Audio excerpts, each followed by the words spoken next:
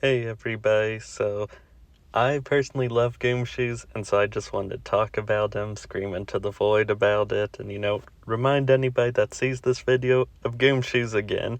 So, that being said, let's get into it. So, Gumshoos' origin is pretty simple. His lore is that he's an invasive species that comes to tropical islands, and those are the two tropical islands he's appeared in, Scarlet and Violet, and Sun and Moon. He also has been attempted to be like a shoo-in in both games, which I'll get into in just a sec, but he introduced a new ability, Stakeout, which he became themed around in his card.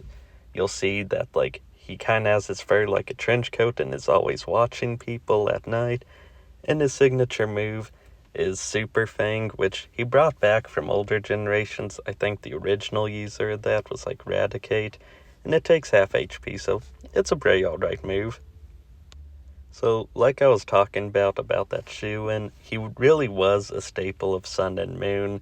Like, he appeared everywhere, he was one of the first Pokemon, he's the first boss for both games, and so, along with that, he evolves very fast, so you're very encouraged to capture him, at least at some point in time, and he appears in a lot of scenes, and so they really were trying to make like Gumshoos something kind of like one of the other ones than the starters of check out the people of Sun and Moon.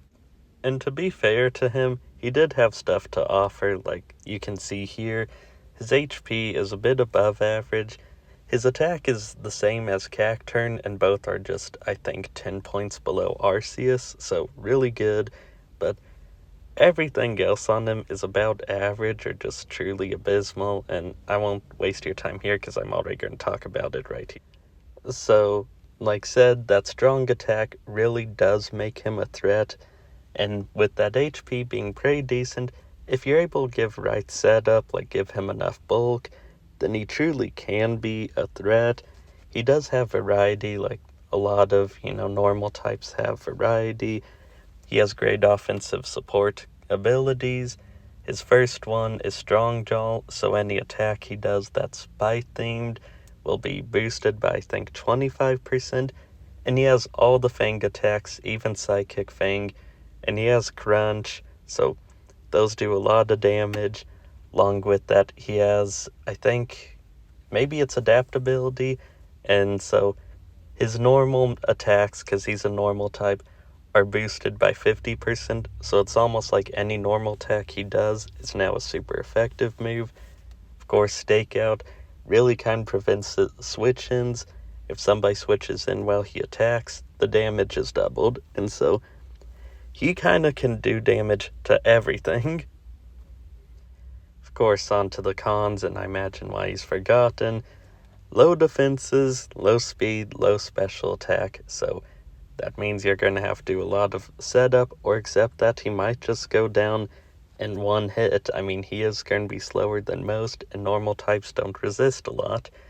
Along with that, his signature move, Super Fang, can be found on other Pokemon that just make more sense, like Noivern here. He's been in same games, and I imagine most people would choose Noivern over Gumshoos.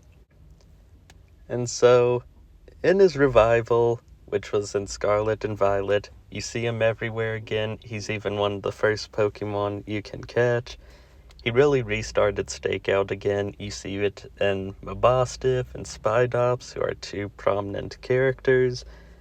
He's especially present in major areas, with the first appearance of Miraidon and Koraidon where you interact with them, and then he's even in the Terrapagos DLC, or in Ground Zero, the original base starter game ending.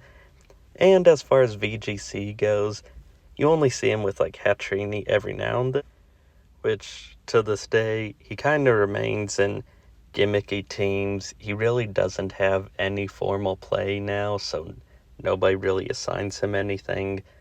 The only thing I can say is you do see him with Earthquake often, if you even do see him, and he might be in the next game. It looks kind of tropical, and it's like, trailer, so they might try and bring him back, but I just think that it might be a lost cause. I don't think he's going to be the next Girafarig where, suddenly people like really love him and whatnot.